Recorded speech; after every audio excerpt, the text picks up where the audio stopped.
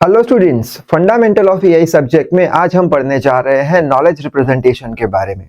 So I hope you are ready with your pen and paper. So without wasting much time let us start this video. तो आज के इस video में सबसे पहले तो हम ये समझेंगे कि नॉलेज रिप्रेजेंटेशन आखिर होता क्या है, उसका मतलब क्या है। साथ ही साथ हम नॉलेज रिप्रेजेंटेशन के टाइप्स भी देखेंगे, कौन से अलग अलग तरीके के नॉलेज रिप्रेजेंटेशन होते हैं, और अंत में हम एआई साइकिल के बारे में पढ़ लेंगे। तो सबसे पहले तो नॉलेज रिप्रेजेंटेशन यानी क्या, वो समझ लेते हैं। What is knowledge representation.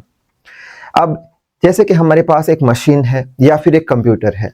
Machine और कंप्यूटर दोनों में कुछ नॉलेज है नहीं, हमने कुछ भी नॉलेज डाला नहीं है, कुछ भी इंटेलिजेंस उसमें डाली नहीं है। यानी फिलहाल के लिए वो तो एक डब्बे के समान हो जाएंगे, यूजलेस चीज हो जाएगी। अगर हम वो कंप्यूटर या फिर वो मशीन के अंदर कुछ नॉलेज डालते हैं, कुछ नॉलेज को रिप्रेजेंट करते हैं, तभी जाके तो वो इंसानों की तरह बिहेव कर पाएगा। अब अगर कंप्यूटर या फिर मशीन में हमने कुछ नॉलेज डाला तो क्या इतना इनफ होगा, क्या इतना सफिशिएंट होगा? हम बोलेंगे नहीं, इतना सफिशिएंट नहीं होगा। हमें वो नॉलेज के साथ साथ उसमें रीजनिंग भी डालना होगा। रीजनिंग यानी क्या, जो भी हमने नॉलेज डाला है वो मशीन में उस पे वो प्रोसेस कर पाए और प्रोसेस करके डिसीजन ले पाए, जिसे बोलते हैं रीजनिंग। रीजनिंग यानी क्या कि जो भी नॉलेज दिया है उस पे प्रोसेस करना और उसका डिसीजन लेना, ठीक है, जिसे रीजनिंग बोलते हैं। एज फॉर एग्जाम्पल, हम एक बिल्डिंग पे खड़े हैं, हमारे पास नॉलेज है कि हम एक बिल्डिंग पे खड़े हैं, हम वो नॉलेज को प्रोसेस करेंगे, रीजनिंग लगाएंगे कि हमें बिल्डिंग से कूदना नहीं है, तो हम बिल्डिंग से कूदेंगे नहीं। लेकिन बिल्डिंग पे कोई एक रोबोट है, कोई एक मशीन है, उसके पास भी नॉलेज है, हमने नॉलेज डाला है कि बिल्डिंग पे तो खड़ा है, इतना नॉलेज है उसके पास, लेकिन उसके पास रीजनिंग नहीं है, वो अपने नॉलेज पे प्रोसेस नहीं कर रहा है। तो क्या करेगा? प्रोसेस नहीं कर पाया, डिसीजन नहीं ले पाया, तो वो कूद जाएगा। ठीक है, यानी कि नॉलेज के साथ साथ रीजनिंग देना भी इंपॉर्टेंट है, तभी जाके जो मशीन है वो इंसानों की तरह काम कर पाएगा। तो वही सारी बातें हमें एग्जाम में लिख के आनी है कि we have to make the machine intelligent so that it can work like a human. ठीक है, to make the machine intelligent we have to give the knowledge to machine. Knowledge देना पड़ेगा। Knowledge alone is not sufficient, सिर्फ और सिर्फ knowledge जरूरी नहीं है। with that reasoning is equally important, उसे रीजनिंग भी देना पड़ेगा। रीजनिंग यानी क्या? which is the processing of knowledge. Knowledge पे प्रोसेस करता होना चाहिए जिससे करके वो डिसीजन ले पाए कि मुझे नहीं कूदना। ठीक है, एग्जाम्पल वही लिखा है, we have the knowledge and have the capability to process the gathered information. Knowledge है और जो नॉलेज है उस पर प्रोसेस भी हम कर पाते हैं, so that we can take the correct decision. That is why we will not jump from the building but a robot can. लेकिन रोबोट तो कूद जाएगा। यानी हमें सही नॉलेज देना जरूरी है जिसपे वो प्रोसेस कर पाए। तो वही लिखा है, so we have to provide the right knowledge to the machine so that it can process, यानी रीजनिंग के साथ, and it will take the right decision. ठीक है, अच्छा, अब यहाँ पे चीज लिखी है इन कंप्यूटर लैंग्वेज की भाषा में अगर बात करें तो सही नॉलेज देना यानी क्या? तो in computer language we can say that if we write program then it will get the right output. यानी कि सही नॉलेज देने का मतलब क्या है कि अगर हमने राइट प्रोग्राम लिखा है तो हमें राइट आउटपुट देगा वो कंप्यूटर या फिर वो जो रोबोट जिसमें हमने नॉलेज को रिप्रेजेंट किया है। ठीक है, अब किसी भी मशीन को अगर हमें वैल्यूएबल बनाना है, यानी कि इंसानों की तरह बिहेव करवाना है, तो उसमें हमें ये जो 3 फैक्टर्स है ये डालने जरूरी है। यानी नॉलेज को इस तरीके से रिप्रेजेंट करवाना पड़ेगा। पहला है नॉलेज। नॉलेज यानी क्या? नॉलेज यानी इंफॉर्मेशन रिलेटेड टू एनवायरनमेंट। उसका जो एनवायरनमेंट है उसके क्या इंफॉर्मेशन है वो एनवायरनमेंट की जिसमें उसे काम करना है उसका नॉलेज देना पड़ेगा। नेक्स्ट है रीजनिंग। रीजनिंग यानी क्या? जो भी हमने नॉलेज दिया है उस पे वो प्रोसेस कर पाए, ठीक है, और उसके हिसाब से डिसीजन ले पाए। इंटेलिजेंस यानी क्या? हमने उसको नॉलेज दे दिया, हमने उसको रीजनिंग दे दिया, ठीक है, उसके पास सारी इंफॉर्मेशन है, वो सारी इंफॉर्मेशन पे प्रोसेस कर रहा है, तो अब उसमें बुद्धि आ चुकी है, वो अपने हिसाब से करेक्ट डिसीजन लेगा। ठीक है, तो वही लिखा है, it is the ability of machine to take the decision on the basis of stored knowledge and its memory. तो सबसे पहले तो स्क्रीनशॉट ले लीजिए। अब नॉलेज रिप्रेजेंटेशन का ये तो क्या था, थोड़ा बहुत इंट्रोडक्शन था। अब एग्जैक्ट नॉलेज रिप्रेजेंटेशन है क्या वो समझ लेते हैं ये डायग्राम की हेल्प से। जैसे कि बचपन में जब हम नर्सरी में पढ़ते थे, लोअर स्टैंडर्ड में पढ़ते थे, नर्सरी में पढ़ते थे, तब यू फॉर हम क्या बोलते थे? अम्ब्रेला बोलते थे। जैसे जैसे हम बड़े हुए, क्लास 10th 11th 12th में आए, केमिस्ट्री पढ़ना शुरू किया, तो हम क्या बोलना शुरू कर दिया, यू फॉर यूरेनियम, ठीक है। और थोड़े आगे बढ़े, कॉलेजेस में गए, इंजीनियरिंग किया, ठीक है, उसमें हमने क्या सीखा, यू फॉर पोटेंशियल एनर्जी। यानी कि ये हमारा क्या है, नॉलेज का डेटाबेस है। ये क्या है, हमारा नॉलेज का डेटाबेस है। अब ये हमारा जो नॉलेज का डेटाबेस है, उसमें से कौन सा नॉलेज हमें मशीन को देना है, कौन सा नॉलेज रिप्रेजेंट करना है मशीन को, अम्ब्रेला वाला नॉलेज रिप्रेजेंटेशन करना है, यूरेनियम वाला, या फिर पोटेंशियल एनर्जी वाला, कौन सा नॉलेज रिप्रेजेंट करना है, वो हमें डिसाइड करना पड़ेगा। और उसके लिए हमारे पास होना चाहिए इंजन रूल, ठीक है। तो वो इंजन रूल से हम रूल लगाएंगे कि ये वाला मशीन है, इस काम आता है, तो हम ये वाला उसको डेटा रिप्रेजेंट कराएंगे, इंजन रूल लगाएंगे। और इंजन रूल की हेल्प से हमारे पास जो नॉलेज डेटाबेस है, उसमें से इंजन रूल का हेल्प करके कोई पर्टिकुलर नॉलेज उसको रिप्रेजेंट कर देंगे, ठीक है। तो वही रिप्रेजेंट कर देंगे, यानी फिर ऐसा ना हो कि मशीन का काम ये था और हमने इंजन रूल में से ये वाला उसको नॉलेज रिप्रेजेंट कर दिया, तो मशीन काम आएगा नहीं। यानी हमारे नॉलेज डेटाबेस में से करेक्ट नॉलेज हमें उसे रिप्रेजेंट करवाना है, जिसे नॉलेज रिप्रेजेंटेशन बोलते हैं। तो वही बात बोर्ड पे लिखी है, for the machine which one will be the correct knowledge, तीनों में से कौन सा करेक्ट नॉलेज होगा, that we have to represent to the machine from our knowledge database. ये हमारा नॉलेज डेटाबेस है, इज वेरी इंपॉर्टेंट, करेक्ट चीज देनी होगी। एज फॉर एग्जाम्पल, यही चीज को समझते हैं नॉलेज रिप्रेजेंटेशन को अच्छे से। जैसे कि ये हम है, हमारे पास क्या है, नॉलेज एक्सपर्ट है, हमारे पास क्या है, नॉलेज का डेटाबेस है, नॉलेज का डेटाबेस है। ये नॉलेज के डेटाबेस में से हमने रूल लगा के, तीनों में से कौन सा सही है, उसमें से रूल लगा के कुछ नॉलेज ये मशीन को रिप्रेजेंट किया। ये मशीन कौन यूज कर रहा है, यूजर, कोई इंसान है जिसके पास, जो हमारे जैसा नॉलेज एक्सपर्ट है नहीं, वो यूज कर रहा है इसका। अगर मशीन सही सही चला तो ठीक है, नहीं चला तो यूजर क्या करेगा, वापस से फीडबैक देगा मशीन को, हमारे पास वापस से आएगा कि तो मशीन तो सही काम कर नहीं रहा, ठीक है। एज फॉर एग्जाम्पल, मान के चलते हैं ये डॉक्टर है, नॉलेज एक्सपर्ट, ये कोई डॉक्टर है, डॉक्टर के पास कुछ नॉलेज डेटाबेस है, उसके हिसाब से वो रूल इंजन लगा के कुछ दवाइयां, ये कौन है, यूजर यानी मरीज है, ये कोई पेशेंट है, पेशेंट को दवाई देता है, ठीक है। एक दो दिन बाद वापस से पेशेंट डॉक्टर के पास आता है, बोलता है कि डॉक्टर साहब अभी तक ठीक हुआ नहीं है।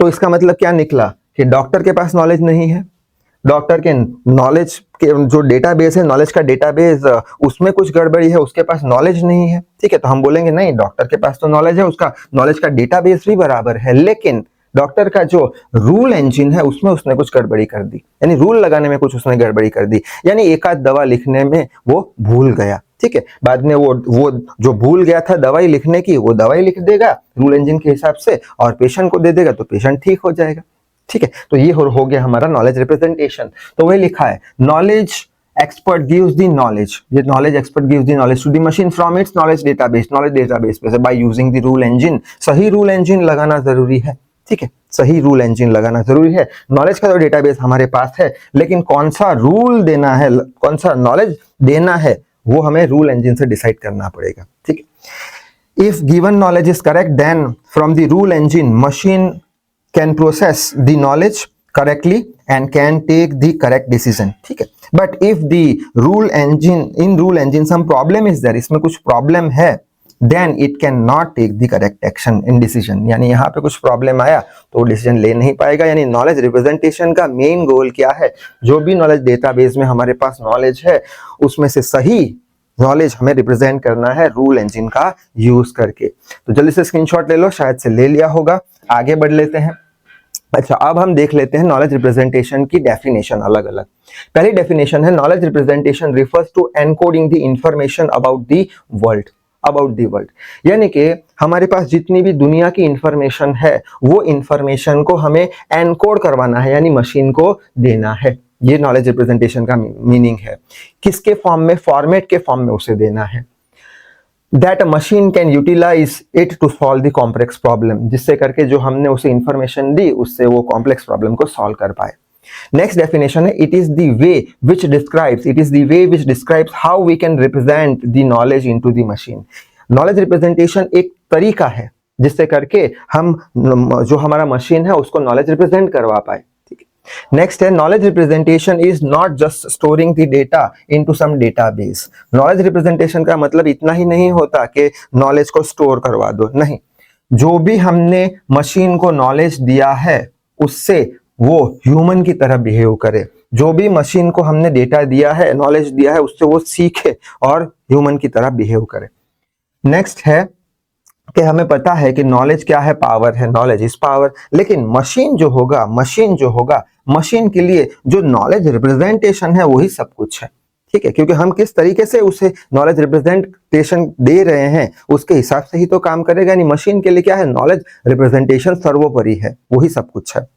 जैसे कि एक मशीन है, ठीक है, मशीन को कुछ डिसीजन लेना है तो मशीन क्या करेगा, सबसे पहले तो मशीन में क्या होता है, कैमरास होते हैं, सेंसर्स होते हैं, तो वो कैमरा और सेंसर्स की हेल्प से वो अपने आसपास के एनवायरनमेंट की इंफॉर्मेशन को लेगा, ठीक है।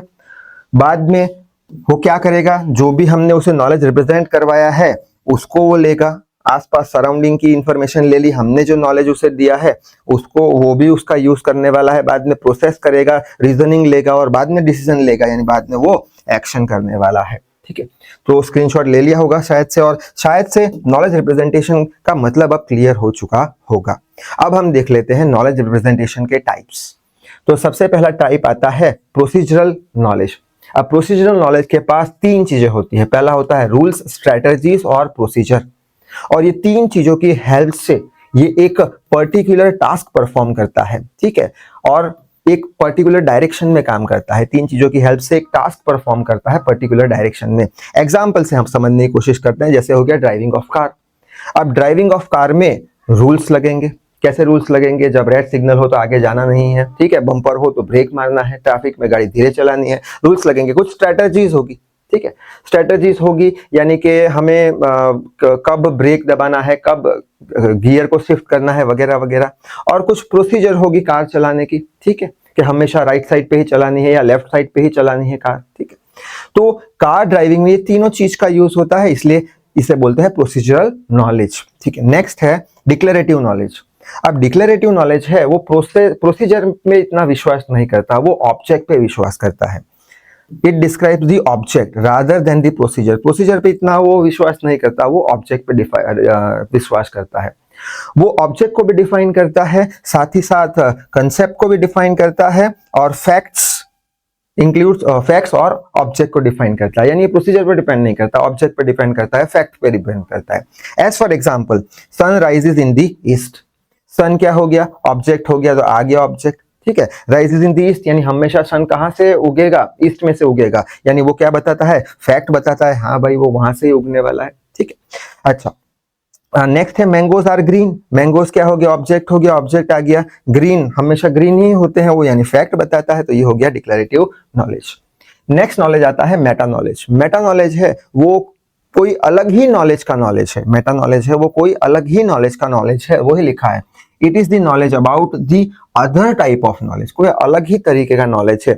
जैसे कि ब्लड प्रेशर का जो इंपॉर्टेंस होता है कोई भी बीमारी को जांचने के लिए, वो आंखों के कलर से ज्यादा होता है। यानी कि एक डॉक्टर है जिसने आंखों का कलर चेक किया और दूसरा डॉक्टर है जिसने ब्लड प्रेशर चेक किया, तो दोनों में से बीमारी किस केस में पता लग पाएगी, ब्लड प्रेशर से, यानी ब्लड प्रेशर का इंपॉर्टेंस ज्यादा है, ठीक है। तो वही एक तरीके का नॉलेज है, वही लिखा है, knowledge that blood pressure is more important for diagnosis.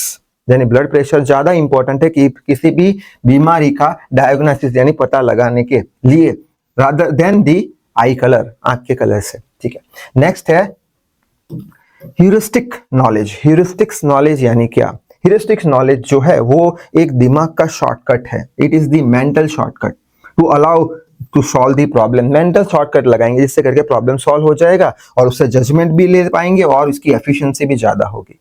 As for example, हमें कहाँ पे मार्केट में जाना है, ठीक है, तो हम क्या करेंगे, 10 लोगों को पूछेंगे मार्केट कहाँ पे, मार्केट कहाँ पे है। ये जो ह्यूरिस्टिक नॉलेज है वो क्या करेगा, कंसेप्ट अप्लाई करेगा कि हम जा रहे हैं और जहां पे भी हमें दुकान दिखनी शुरू हो जाएगी तो हम समझ लेंगे कि मार्केट नजदीक में है, शॉर्टकट लगा दिया, ठीक है। तो वही लिखा है, if I start seeing shop, मुझे जब शॉप दिखनी शुरू हो जाएगी तो I am closer to the market, मैं मार्केट के पास पहुंच गया हूं, ठीक है, जजमेंट भी ले लिया आपने। लास्ट जो है वो है स्ट्रक्चरल नॉलेज। स्ट्रक्चरल नॉलेज है ना, वो स्ट्रक्चर के बारे में डिस्क्राइब करता है, कुछ रिलेशनशिप के बारे में डिस्क्राइब करता है। जैसे कि जो गाड़ियां होती है उसके अलग अलग पार्ट का स्ट्रक्चर कैसा है, उनके बीच का रिलेशनशिप कैसा है, उसी हिसाब से उनको फिटिंग किया जाता है। तो वही एग्जाम्पल में लिखा है, how various parts of the car fit together to make a car. तो स्क्रीनशॉट शायद से आपने ले लिया होगा। तो ये सारे थे टाइप्स किसके, नॉलेज रिप्रेजेंटेशन के। अब हम पढ़ लेते हैं एआई साइकिल के बारे में। एआई साइकिल में ऐसा कुछ डायग्राम हमें एग्जाम में बना के आना जरूरी है to get the full marks. अब इसमें जितने भी ब्लॉक्स है, सारे ब्लॉक्स के बारे में एक एक करके हमें लिखना है। तो सबसे पहला है perception block. Perception block, perception block क्या करता है एक्चुअल में? मशीन्स के पास क्या होते हैं, सेंसर्स होते हैं, कैमरा होते हैं, ठीक है। मशीन के पास क्या होते हैं, सेंसर्स होते हैं, कैमरा होते हैं, जिससे करके वो अपने आसपास का जो सराउंडिंग है उसके बारे में इंफॉर्मेशन कलेक्ट कर देता है। जिससे करके वो इंफॉर्मेशन उसके पास आ गई तो वो जो सराउंडिंग है उससे वो फैमिलियर हो जाएगा, सराउंडिंग से वो फैमिलियर हो जाएगा, ठीक है। यानी ये जो परसेप्शन ब्लॉक जो रखा है उसका यूज क्या है कि अपने आसपास की जो सराउंडिंग की इंफॉर्मेशन है, सराउंडिंग की जो इंफॉर्मेशन है उसको साथ में रखना, उसके बारे में समझना, ये परसेप्शन ब्लॉक का इंपॉर्टेंस है। शायद से स्क्रीनशॉट ले लिया होगा। आगे बढ़ लेते हैं, नेक्स्ट ब्लॉक की बात कर लेते हैं, लर्निंग की, ठीक है। अब लर्निंग ब्लॉक क्या करेगा कि ये जो परसेप्शन ब्लॉक था उसमें से क्या किया, मशीन ने इंफॉर्मेशन ली, ठीक है। Here machine learns from the captured data from the perception. यहां से इसने क्या किया, डेटा लिया। अब ये जो इसने डेटा लिया सेंसर और कैमरा की हेल्प से, उसमें से वो कुछ सीखेगा, ठीक है। यानी वो सीखना चाहिए, ना कि प्रोग्रामिंग करना है हमें। वो जो अपने सेंसर और कैमरा से जो उसने सराउंडिंग की जो इंफॉर्मेशन गैदर की है उसमें से वो सीखेगा, ना कि प्रोग्रामिंग से वो सीखेगा, ठीक है। तो वही लिखा है, the goal of this component is to build such machine which can be taught instead of programming. Programming से नहीं, लेकिन सीखना चाहिए कुछ उससे, ठीक है। Learning focuses on the procedure of self improvement, जिससे करके ये अपने आप में कुछ सेल्फ इंप्रूवमेंट ला सके। तो स्क्रीनशॉट शायद से आपने ले लिया होगा। नेक्स्ट ब्लॉक की तरफ बढ़ लेते हैं। ये देख लिया, इसमें क्या करेगा, इंफॉर्मेशन को कलेक्ट करेगा सेंसर की हेल्प से। लर्निंग में क्या करेगा, जो भी इंफॉर्मेशन कलेक्ट की है उसके हिसाब से वो सीखेगा, ठीक है। बाद में नॉलेज रिप्रेजेंटेशन और रीजनिंग, ये दोनों एक ही ब्लॉक के बराबर माने हैं, ठीक है। दोनों एक ही ब्लॉक के बराबर माने हैं। इसमें क्या होगा, नॉलेज रिप्रेजेंटेशन और रीजनिंग में नॉलेज को कैसे रिप्रेजेंट करना है, पूरी बातें यहाँ पे भी लिख सकते हैं जो अभी अभी हमने करी। रीजनिंग में क्या करेगा, वो नॉलेज पे प्रोसेस करेगा, ठीक है। तो वही लिखा है, this blocks are representative responsible to make the machine intelligent. Intelligent बनाने के लिए यही काम आता है, यानी कि ये नॉलेज रिप्रेजेंटेशन और रीजनिंग जो है वही सब कुछ है मशीन के लिए, so that machine will behave like a human, ठीक है। अब नेक्स्ट देख लेते हैं प्लानिंग, ये वाला ब्लॉक प्लानिंग। प्लानिंग क्या करेगा, प्लानिंग जो है वो एक इंडिविजुअल ब्लॉक है, इन दोनों के जैसा कंबाइन नहीं है, एक इंडिविजुअल ब्लॉक है, ठीक है। ये प्लानिंग क्या करेगा, ये हमारा जो नॉलेज रिप्रेजेंटेशन है और रीजनिंग है उसमें से इंफॉर्मेशन लेगा, उसमें से इंफॉर्मेशन लेगा और उसके हिसाब से प्लान करेगा, क्योंकि उसे कुछ एक्ट करना है। तो वही बात यहाँ पे लिखी है, this component is individual which will make the information from the knowledge representation and reasoning component to plan its action. अच्छा, नेक्स्ट है एग्जीक्यूशन। एग्जीक्यूशन भी एक इंडिविजुअल ब्लॉक है। वो क्या करेगा, वो भी नॉलेज रिप्रेजेंटेशन और रीजनिंग से क्या लेगा, इंफॉर्मेशन लेगा, ठीक है। और इंफॉर्मेशन लेके एक्शन लेगा। अगर प्लानिंग की जरूरत नहीं है तो डायरेक्टली ये दोनों ब्लॉक में से इसने इंफॉर्मेशन ले लिया और एक्शन ले लेगा। तो वही बात लिखी है यहाँ पे, this component is also individual which will execute as per the planning or directly execute from the reasoning if planning is not required. Planning जरूरी नहीं है तो डायरेक्टली वो एक्शन ले लेगा। तो इस वीडियो में बस इतना ही। Till then read hard, work hard. Thank you very much.